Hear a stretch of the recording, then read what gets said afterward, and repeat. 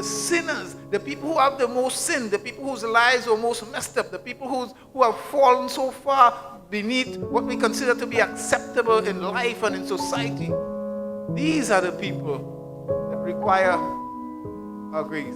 These are the people who require us to reach out and touch them. This is the reason why I came. This is the reason. If we are Christians means we are like Christ. We are part of Christ. We are followers of Christ. We know his teachings and we accept them. We have to reflect his lifestyle.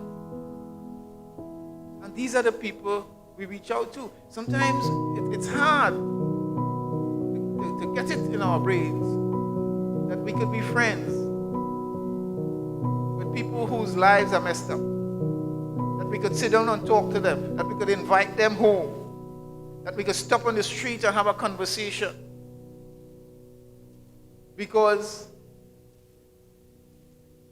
we sort of elevate ourselves as if we are of a higher standard.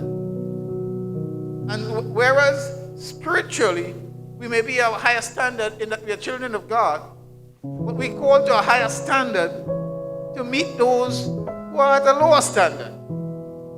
And we can't get so highfalutin and so kind of prideful and pompous. We talk about, that we are children of God, we are washed in his blood, our names are written in the Lamb's book of life, we are a chosen generation, we are an uncommon people, and so on. Sometimes saying all those things about ourselves, which are correct, can mislead us into thinking that we are so up there with God that we can't come down there to where real service is. And in this time of COVID and so on, that has put a damper on a lot of things that we ought to be doing. But this is where we're supposed to be operating. We're supposed to be operating in the realm, meeting people who are broken, meeting people who society has cast aside, meeting people who, by the normal standards of what we call decency and protocol and quality of life and respect and so on, people have gone way off. These are the people we need to reach. Sometimes we get confused with the distinction between the sinner and the sin. The church is for them too,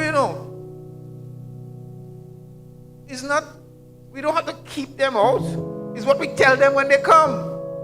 It's what we teach them when they come. It's what kind of deliverance we pray for. It's what kind of healing we pray for. But you can't scorn them and want to reach them at the same time.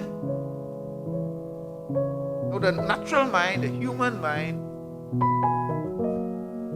would want to put us in a place where we scorn certain people. We separate ourselves from them. We don't want to be seen with them. We don't want to. But we need to know these are the people that we have to reach. But how else will we reach them? How else we will deliver them if we don't talk to them, if we don't bring them in, if we don't converse, if we don't sit and have a meal or whatever form it takes. But the point is sometimes we scorn the sinners and we push them away. Our lives should reflect Jesus. And Jesus made room and time for all the people who society considers to be stinking.